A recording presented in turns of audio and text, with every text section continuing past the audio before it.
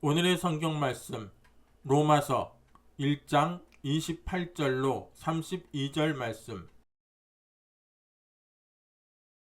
또한 저희가 마음에 하나님 두기를 싫어하매 하나님께서 저희를 그 상실한 마음대로 내어버려 두사 합당치 못한 일을 하게 하셨으니 곧 모든 불의, 추악, 탐욕, 악의가 가득한 자요, 시기, 살인, 분쟁, 사기, 악독기 가득한 자요, 수근수근하는 자요, 비방하는 자요, 하나님의 미워하시는 자요, 능욕하는 자요, 교만한 자요, 자랑하는 자요, 악을 도모하는 자요, 부모를 거역하는 자요, 음해한 자요, 배약하는 자요, 무정한 자요, 무자비한 자라.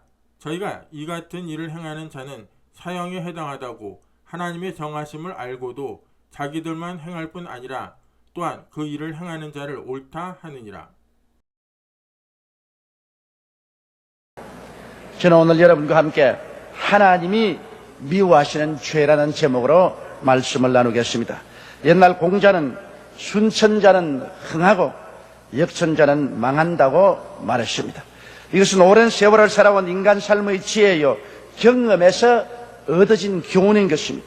악을 행하는 자가 일시적으로 흥하는 것 같아도 중국에 가시는 다 역사의 심판을 받은 것을 우리는 잘 알고 또 현실적으로 우리 눈앞에 보고 있습니다. 우주에 하나님이 계시고 하나님이 인생과 역사를 다스리는 이상 하나님의 성품과 뜻을 거역하고 잘될 수는 결코 없습니다. 성경에는 하나님이 미워하시는 죄, 곧 조만간 하나님의 심판을 받을 죄에 관하여 상세히 기록하고 있습니다. 첫째로 우리 하나님이 미워하시는 죄는 탐욕의 죄인 것입니다. 탐욕이란 자기의 신분이나 분수를 뛰어넘은 욕심을 말하는 것입니다. 바로 아담과 하와가 탐욕의 죄란 덫에 걸린 것입니다. 사람으로 지음을 받았으면 끝까지 사람의 신분이나 사람의 분수를 지키고 하나님 앞에 경건하게 삶이 하나님을 경외하고 믿고 살아야 될 것입니다. 그런데도 마귀의 꿰매 빠져서 사람이 하나님이 되고자 하는 것은 자기의 신분을 잊어버린 상황이에요. 자기의 분수를 뛰어넘은 탐욕인 것입니다. 사람이 다 소원이 있고 욕심이 있지만은 신분을 뛰어넘고 분수를 뛰어넘은 욕심은 바로 탐욕이 되는 것입니다. 과거에 대통령을 한 사람도 수치와 곤욕을 면치 못하고 쇠고랑을 차고 감옥에 들어가게 되며 아무리 거대한 권력자도 재산가도 그 종말이 비참하게 되어버리고 마는 것입니다. 탐욕은 인생을 궁극적으로 파탄에 이르게 하고 하나님께서 멀리 떠나게 만드는 무서운 죄입니다. 하나님께서는 그렇기 때문에 탐욕의 죄를 무섭게 심판하시는 것입니다.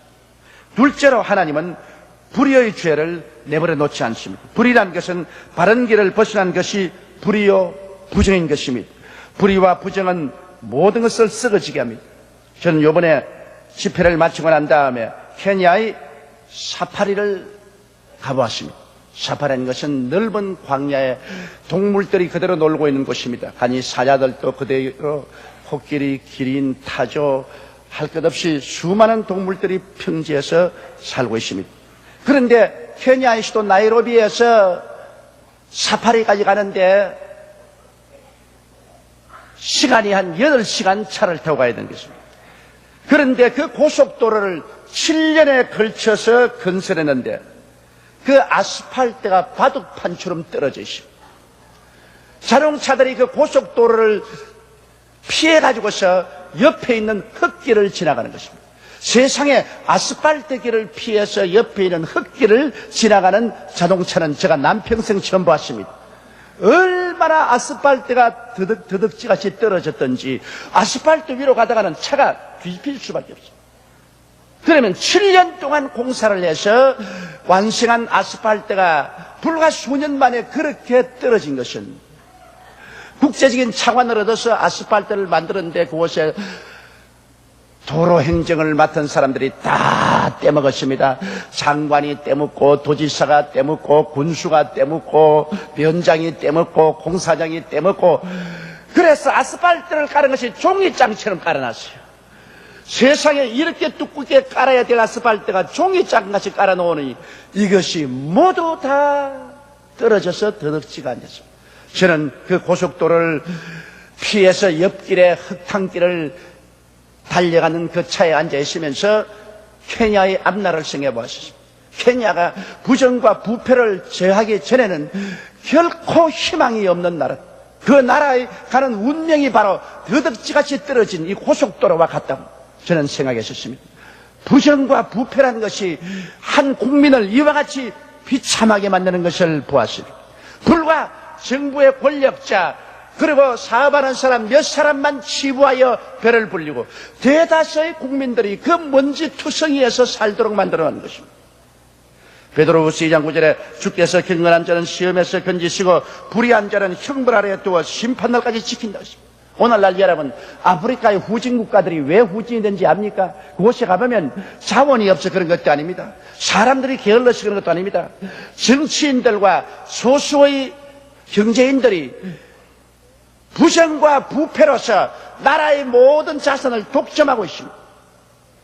부정과 부패가 오늘 아프리카라 하여금 처참한 동족 전쟁을 일으키게 하고 그 민족을 슬픔과 고통과 괴로움에 살게 만드는 것입니다. 오늘날 인류에서 최대의 적은 부정과 부패입니다. 부정과 부패를 척결하지 않고는 인류는 결코 하나님이 주신 자원을 공평 분배해서 올바르게 살 수가 없습니다. 그러므로 우리는 우리 개인의 삶 속에도 불의와 부정을 철저히 회개해야 됩니다.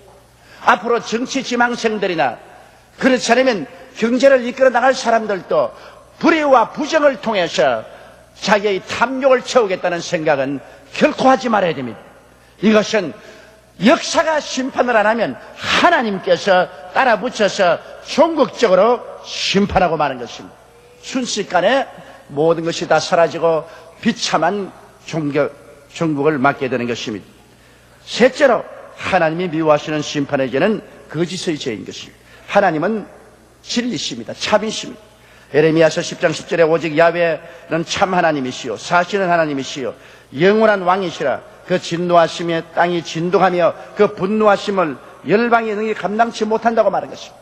하나님은 거짓말을 하지 않습니다. 하나님 속에는 거짓이 없었습니다. 그러나 거짓말하는 사람은 하나님을 부인하는 행위이고 마귀와 하나가 된 것입니다.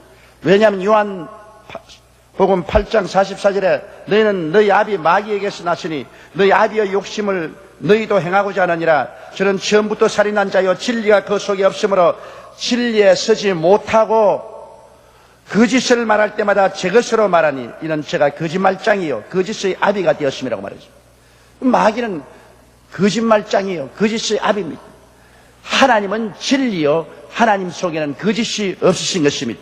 그러므로 거짓말을 하는 자는 마귀와 함께 손을 잡고 걸어가게 되는 것입니다. 그러므로 거짓 속에 마귀 있고 마귀 속에 거짓입니다. 마귀는 그 거짓을 속에서 인생을 도역질하고 죽이고 멸망시키는 일을 하는 것입니다. 거짓이 일시적으로는 유익을 갖다 주는 것 같아도 결국에는 거짓이 마귀의 행동이기 때문에 마귀는 절대로 종국적으로 행복을 갖다 주지 않습니다. 종국적으로 파탄을 갖다 주고 마는 것입니다. 그러므로 여러분, 우리는 거짓에 속아서는 안 됩니다. 거짓은 마치 안개와 같습니다.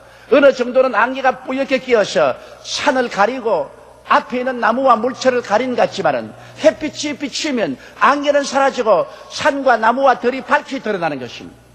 하나님은 영원히 거짓을 내버려 놓지 않습니다. 하나님의 심판이 내려오면 하나님의 진리의 밝은 빛이 비치면 안개 구름은 다 사라지고 거짓은 다 백일천하에 드러나게 되고 파탄에 이르게 되고 마는 것입니다. 이러므로 하나님은 거짓을 그대로 내버려 놓지 않습니다. 하나님께서는 거짓을 반드시 심판한 것입니다. 하나님의 심판이 두려우면 거짓에서 벗어나야 될 것입니다. 넷째로 하나님은 배반의 죄를 미워하시고 심판하시는 것입니다. 사랑과 진실과 은혜를 저버리고 원수가 되는 것은 참으로 비열한 행동인 것입니다. 사람들은 자기에게 은혜와 사랑을 베풀어 준 것을 그것을 은혜와 사랑으로 갚지 아니하고 원수로 갚고 배반으로 갚고 모욕으로 갚는 이런 행동을 합니다. 이러므로 사랑과 진실과 은혜를 저버리고 거기에 대해서 원한으로 갚는 배만은 하나님께서 결단코 오래오래 그대로 내버려두지 않습니다. 배신자는 언제고 하나님 앞에 처참한 심판을 받게 되는 것입니다. 착한 사람은 은혜를 감사로 은혜로 갚습니다. 보통 사람은 은혜를 받고도 무시해버리고 맙니다. 악한 사람은 은혜를 원수로 갚습니다. 우리는 가룟 유다와 같이 되지 말아야 됩니다. 우리는 하나님의 은혜를 감사와 찬양으로 갚아야 됩니다. 예수님이 우리를 위해서 베풀으신 그 은혜를 우리는 온 마음을 다하고 뜻을 다하고 정성을 다하고 목숨을 다하여 감사로 갚아야 됩니다. 우리 이웃에서 받은 은혜를 우리는 은혜로서 보답해야 되는 것입니다. 은혜를 무시해버려서 안 됩니다. 은혜를 원수로 갚는 그 배신자, 배반자는 절대로 되지 말아야 되는 것입니다. 배신자는 하나님이 그대로 내버려 놓지 않습니다. 가룟 유다가 대표적으로 심판을 받은 것처럼 하나님께서는 배신자를 처참하게 심판하시는 것입니다. 다섯째로 하나님은 교만의 죄를 내버려 놓지 않습니다. 교만한 자를 주님께서 심판하시는 것입니다. 하나님께서는 겸손한 자를 사랑하시고 교만한 자에게 심판을 베푸시는 것입니다. 여러분, 교만의 제일 선두주자가 누굽니까? 천사장 루시퍼입니다. 하나님께서 천사장 루시퍼를 가장 아름다운 천사로 만들었습니다. 그리고 가장 지위가 높은 천사로 만들었습니다. 그의 아름다움과 그의 지위가 높은 것을 알고 하나님의 보좌를 빼앗으려고 했었습니다. 이사야서 14장 12절로 15절에 보면 너희 아침의 아들 계명성이여 어찌 그리 하늘에서 떨어졌으며 너 열국을 엎은 자여 어찌 그리 땅에 찍혔는고 내가 내 마음에 이르기를 내가 하늘에 올라 하나님의 뭇별 위에 나의 보좌를 높이리라. 내가 북극 지표의 산 위에 좌정하리라. 가장 높은 구름 위에 올라 지극히 높은 자와 비기리라 하도다. 그러나 이제 내가 음부 곧 구덩이의 맨 밑에 빠치우리. 하나님이 그렇게 아름답게 만들어주고 권세와 능력과 영광을 준 천사장이 하나님과 동등하게 되고 하나님을 보좌에서 내어 쫓고 자기가 하나님이 되겠다고 하는 이런 교만이 되십니까? 이것도 자기의 분수를 뛰어넘은 행동인 것입니다. 피조물은 절대로 창조자가 될 수 없습니다. 피조물과 창조의 사이에는 한없는 구렁이 있습니다. 뛰어넘을 수 없습니다. 그런데도 피조물이 창조주가 되려는 이런 어리석은 일을 하는 것입니다. 에스겔서 28장 15절로 17절에도 그렇게 말하고 있습니다. 내가 지음을 받던 날로부터 내 모든 길에 완전하더니 마침내 불의가 드러났더라. 내 무역이 풍성함으로 내 가운데 강포가 가득하여 내가 범죄했더라. 너 덮는 그루바 그러므로 내가 너를 더럽게 여겨 하나님의 산에서 쫓아내어 화강석 사이에서 멸하였더라. 내가 아름다움으로 마음이 교만하였으며 내가 영화로움으로 내 지혜를 더럽혔으며 내가 너를 땅에 던져 열왕 앞에 두어 그들의 구경거리가 되게 하였다. 그러므로 이 세상에서 제일 먼저 교만으로 타락한 자가 루시퍼입니다. 천사장입니다. 그가 하늘 천사 3분의 1을 꿰어가지고 하나님을 반역하고 타락해서 지금 공중 권세를 잡고 그 밑에 타락한 천사와 귀신들을 거느리고 하나님의 사업을 반대하며 하나님을 대적하며 온 세상 사람과 하여금 하나님을 대적하고 하나님을 따르지 못하도록 하려고 지금도 결사적인 노력을 하고 있는 것입니다. 교만은 패망의 선봉이요 거만한 마음은 멸망의 아점입니다. 이스라엘 백성들도 교만으로 하나님께 버림받았죠. 노아의 후손들도 시나할 땅에 와서 그들이 우리가 함께 탑을 지어 탑 꼭대기로 하늘에 닿티하고 우리 지상의 흩어짐을 피하자고 했습니다. 사람이 어떻게 하나님처럼 되려고 하는 것입니다. 하나님은 온 지면에 흩어져 살라고 했는데 우리 흩어지지 말고 탑을 쌓아 하늘에 닿게 하여 하나님과 동등하게 되자고 하는 것입니다. 그러나 이 바벨 탑은 무너지고 말았습니다. 오늘날 교만한 개인이나 단체나 국가 속에는 벌써 바벨탑처럼 파멸의 씨앗을 심고 있는 것입니다. 자라는 것 같지만은 그 속에는 이미 파멸의 씨앗이 심겨 있고 때가 오면 하나님께서 그를 심판해버리고 마는 것입니다. 잠언서 16장 18절에 교만은 패망의 선봉이요 거만한 마음은 넘어짐의 앞잡이니라. 하나님의 교만한 자를 대적하시되 겸손한 자들에게 은혜를 주시나니라고 말씀하라고 있는 것입니다. 그러므로 우리는 항상 자기를 살펴서 자기를 분수 이상으로 높이고 인본주의에 서게 되고 하나님 앞에서 자기 스스로 잘난 체하는 이런 일이 절대로 없도록 해야 되는 것입니다.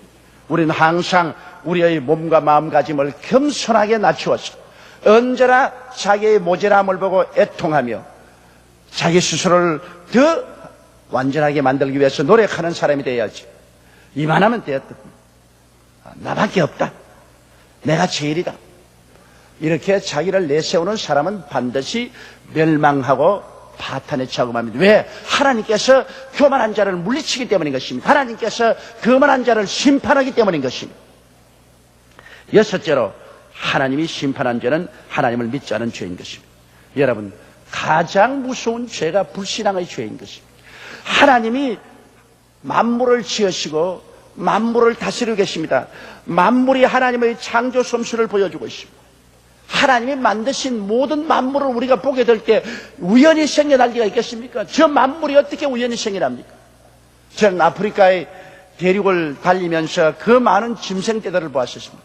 목이 긴 기린, 육중한 몸을 가진 코끼리, 그리고 무서운 사자, 그리고 표범, 물속에 있는 하마들, 그 수많은 새떼들, 그 수많은 짐승들, 하나님이 가지가지 이 모든 것을 만들어놨는데 저런 것들이 우연히 단세포에서 생겨났다고는 절대로 생각할 수 없습니다. 우리가 조그마한 마음을 가지고 정직하게 사물을 바라보면 만드신 만물 가운데 하나님의 솜씨를 우리가 다 볼 수가 있는 것입니다. 로마서 1장 20절에 창세로부터 거의 보이지 아니하는 것들 곧 그의 영원하신 능력과 신성이 그 만드신 만물에 분명히 보여 알게 되니 그러므로 저희가 핑계치 못할지라고 말했습니다. 나는 하나님 몰랐습니다. 하나님을 어떻게 압니까? 그렇게 핑계 못한다는 것입니다. 그리고 또 성경이 하나님과 그 아들 예수님의 구원을 분명하게 우리에게 계시해 주고 있지 않습니까? 고린도전서 15장 3절로 4절에 성경대로 그리스도께서 우리 죄를 위하여 죽으시고 장사된 배 되었다가 성경대로 사흘 만에 다시 살아났다고 하십니다. 우리 예수 그리스도의 역사를 성경에 살펴보면 예언한 그대로 예수님은 하나님 아들로 탄생하시고 예언한 그대로 사시고 십자가에 죽으시고 예언한 그대로 부활하셔서 우리의 죄를 다 청산시키시고 성령을 보내셔서 우리를 온 동서남북에서 인도하사 하늘나라 백성으로 삼으시고 천국을 이끄는 사실을 너무나 밝히 볼 수 있습니다. 우리가 조금만 마음문을 열어놓으면 하나님의 나라가 우리 속에 들어오기를 원한다는 것을 깨달아 알 수가 있는 것입니다. 요한복음 14장 26절에 보혜사 곧 아버지께서 내 이름으로 보내실 성령 그가 너에게 모든 것을 가르치시고 내가 너에게 말한 모든 것을 생각나게 하시라고 말한 것입니다. 그럼에도 하나님을 믿지 않고 사랑치 않고 순종치 아니하는 자들은 스스로 파멸을 자초하는 것입니다. 하나님께서는 오늘날 죄를 지은 사람을 지옥에 보내지 않습니다. 믿지 않는 사람을 지옥으로 보내는 것입니다. 죄는 예수님이 오셔서 십자가에서 대신 짊어지고 몸을 찢고 피를 흘려 심판하시고 죄를 제하여 버린 것입니다. 그러므로 하나님이 세상을 이처럼 사랑하사 독생자를 주셨으니 누구든지 저를 믿으면 멸망하지 않고 영생을 얻으리라고 말씀하셨습니다. 아프리카의 저 오지에 정말 난 놓고 기억자도 모르는 사람들, 너무나 무식하고 이 세상에서 가장 어렵고 고통스럽게 사는 그 사람들, 예수를 구주로 모시면 하나님께서 우리처럼 똑같이 구원을 하십니다. 그 많은 아프리카 사람들이 예수를 믿고 좋아서 뛰고 춤추고 꿀리는 것을 보았습니다. 이와 같이 모든 사람 동서남북을 통해서 지식, 무식한사 상관없이 빈부 귀천 상관없이 예수를 믿기만 하면 구원을 얻도록 만들어 놓는 것입니다. 그러므로 오늘날 죄인이 버림받는 것이 아니라 회개하지 아니하고 믿지 않는 자가 버림을 받고 심판을 받게 되는 것입니다. 아들을 믿는 자는 영생이 있고 아들을 순종치 않은 자는 영생을 보지 못하고 도리어 하나님의 진노가 그 위에 머물러 있나니라고 성경은 말하고 있는 것입니다.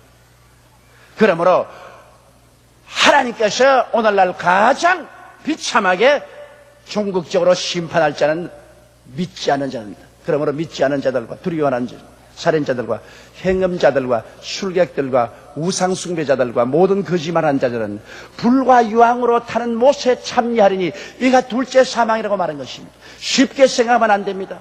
조그마한 손에 가시 하나 들어가도 아파서 견딜 수가 없는데 불과 유황으로 타는 못에 참여해서 영원히 불타는 심판을 받게 되는 것입니다.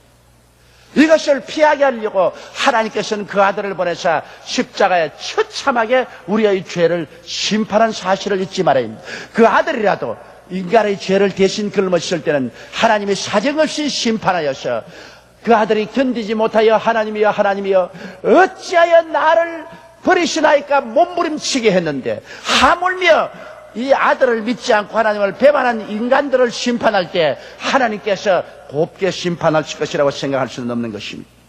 오늘 우리 한국은 온통 하나님의 심판의 흔적을 보고 있습니다. 물론 대통령이 심판하고 법원이 심판한 것 같지만 그 배후에는 하나님의 진노가 내리고 있는 것입니다. 하나님의 심판이 임하고 있는 것입니다. 불의와 부정과 부패와 거짓에 대한 하나님의 진노와 심판이 우리의 역사상 우리 눈앞에 현실적으로 나타나고 있는 것을 우리가 보는 것입니다. 거기에는 하나님께서 과거의 대통령도, 과거의 정치인도, 과거의 권력자도, 과거의 돈 많은 자도 주님께서 상관없이 판단하고 계신 것입니다. 여러분, 그러므로 하나님의 심판을 우리가 등한히 여겨서는 안 됩니다. 하나님의 심판을 비웃어서는 안 됩니다. 우린 주 예수 그리스도를 모시고 하나님의 성령의 인도함을 따라서 의와 평강과 희락을 가지고 하나님이 우리를 인도하시는 대로 의와 진리와 거룩함을 쫓아 일생을 살아야 됩니다.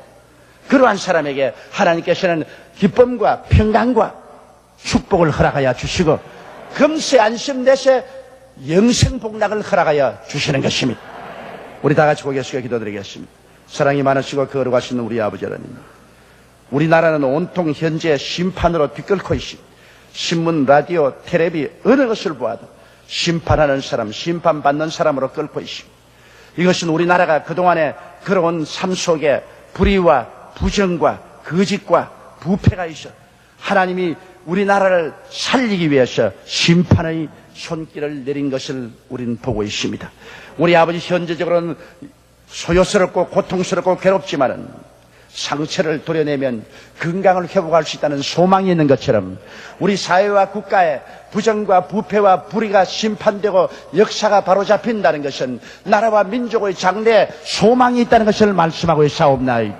우리 아버지 하나님이시여 우리 민족의 역사를 정하게 하시고 우리 민족 속에 불의와 부정과 부패와 거짓을 척결하여 주시옵시고 의와 진리와 거룩함과 공평이 강물처럼 넘쳐나게 하여 주시옵소서.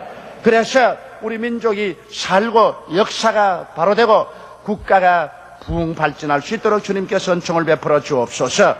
하나님 아버지여, 우리 하나님의 이 준엄한 심판의 섭리를 바라보고 우리 자신의 삶을 다시 한번 재점검하는 시간이 되게 도와주옵소서.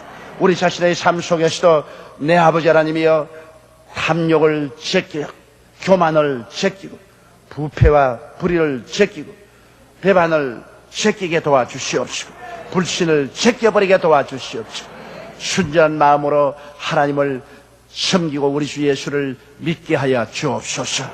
우리 주 예수님 이름으로 기도드리옵나이다. 아멘.